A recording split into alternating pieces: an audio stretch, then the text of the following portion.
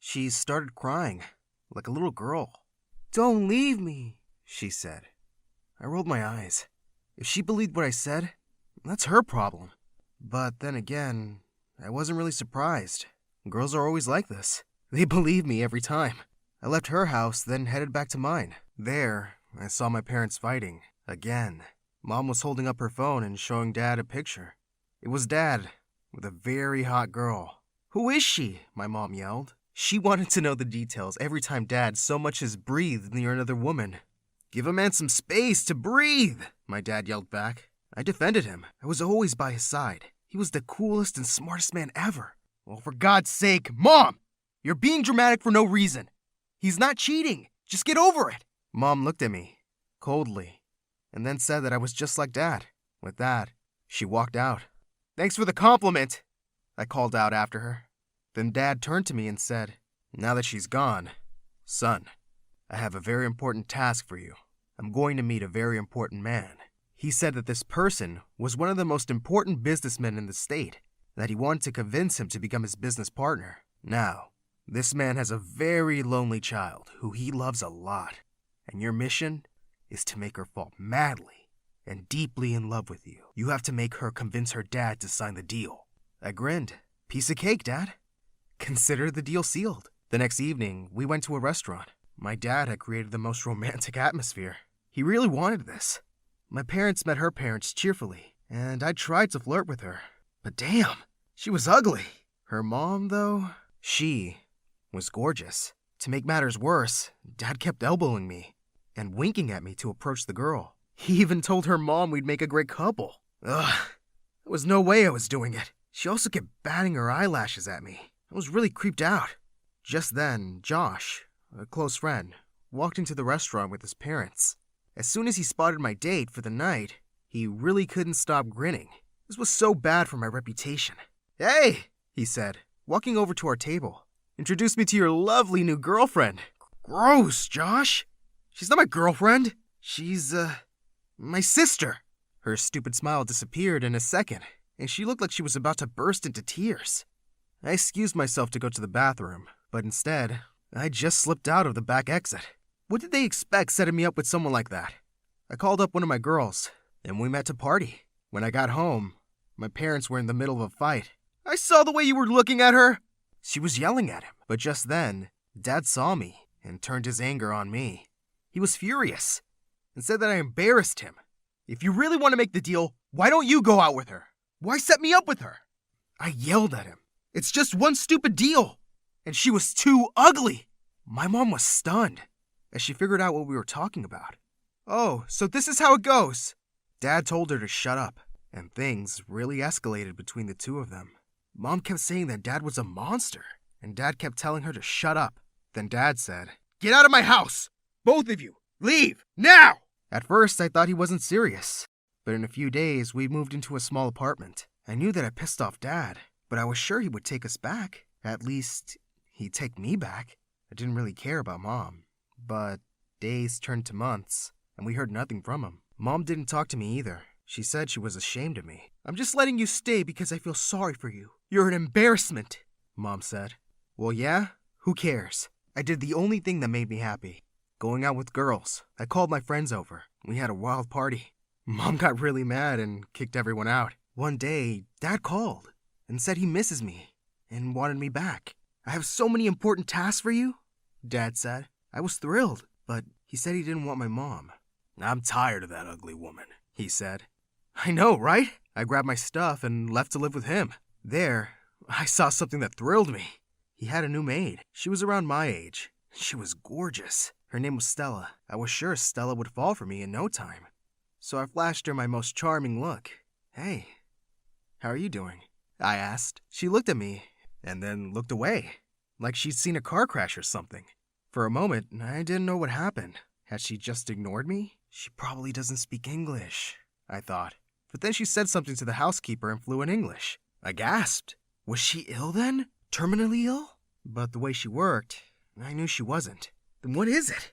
I couldn't stop wondering. Meanwhile, when I wasn't completely distracted by the gorgeous Stella, Dad kept giving me all these missions to make wealthy men's daughters fall for me. I did it every time, and I gained my dad's trust again. But I just couldn't stop thinking about Stella. I saw her everywhere. Every brown-haired woman reminded me of her. She even popped up in my dreams.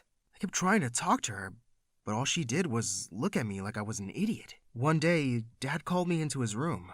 He looked deadly serious, as he told me he had a crucial task for me. There's this man from New York, and he's willing to make $1 billion investment in our company, he said. That was great news. Why did Dad look so worried? He said that the trouble was this man's daughter. She was really nosy and always trying to influence her dad's decisions about the company to favor her boyfriends. Her dad listens to everything she says. I knew my job without him having to say anything else. Don't worry, Dad, I said. I won't embarrass you again. The girl I was supposed to flirt with was pretty and all, but man, she was insane. She was super jealous. The most jealous girl I've ever been with. She was so crazy. She would come to my house without telling me, and when I asked why she didn't call before coming, she would say, I just wanted to surprise you, babe. I missed you, and I needed to touch you. Well, that was a lie. She came over to make sure I wasn't cheating on her. She didn't know that she was dealing with an expert. One night, she came over unexpectedly. I was with another girl. She caught me and started screaming like a banshee. We're so over! She yelled over and over again. Whatever, just leave, I said. I was so tired of her drama. But then she looked at me with her big eyes and said, aren't we going to make up? Damn, we love each other. Ugh, I didn't want to deal with this crackpot right now. Just then, Stella came in with some soda. My super crazy girlfriend took one look at her, and she freaking blew up. She just went insane. She grabbed the can and threw it at Stella, saying, what the actual hell are you doing here? You disgusting gold digger! Stella looked shocked as my girlfriend kept saying she was planning to steal me from her. I jumped to my feet and yelled at my girlfriend to stop and told her that Stella has nothing to do with this. But my girlfriend wouldn't stop yelling and pushing Stella away. Suddenly, Stella looked super pissed and she pushed her back. My girlfriend fell to the floor. Damn! Stella was so hot. I loved a girl who could fight. Get out of my house right now, I said to my girlfriend. She looked so shocked. She got to her feet and threatened me, saying that her dad wouldn't be happy about this, and she left. I approached Stella and gently told her that I was sorry for my crazy girlfriend's behavior. Then I made an offer I knew she couldn't resist. Would you like to spend the night hanging out with us? She looked at me and rolled her eyes. No, she said. Damn. She wanted me all alone for herself. I turned to the other girl and said, you heard her. She doesn't like sharing. Get out. But Stella said, God, no! Again, what was wrong with this girl? She tried to walk away, but I grabbed her hand. Are you into girls? I hope she was. At least, that would make me feel better. But she looked at me like I was a dumb kid and said no. I asked her if she had a boyfriend, but she said no. With that, she pulled her hand away and left. I stood in shock as she coldly walked away from me. This was the first time I'd been rejected, and I had to admit it. It broke my heart. I was devastated and lost. I went up to my room and slept early, thinking about my beautiful, cold-hearted Stella. In the morning, Dad burst into my room, screaming and threatening me. I knew you were stupid, but I never thought you'd be such a royal idiot, he yelled. I told him that my ex was a pain, and that I just couldn't deal with her. Is that why you got her pregnant? My dad suddenly started to laugh. What? He was thrilled and said he was kidding about me being dumb. You're the smartest kid in the world. They're signing the deal right after you two get engaged. I was so confused for a minute. I couldn't understand what he was saying. He saw my confusion and figured I was too sleepy.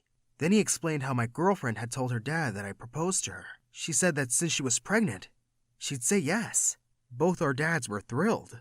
When I tried to tell my dad she was lying, he wouldn't believe me. I called her, and she laughed. You're mine now. For a few weeks, she made my life hell as she dragged me around to shop for our engagement.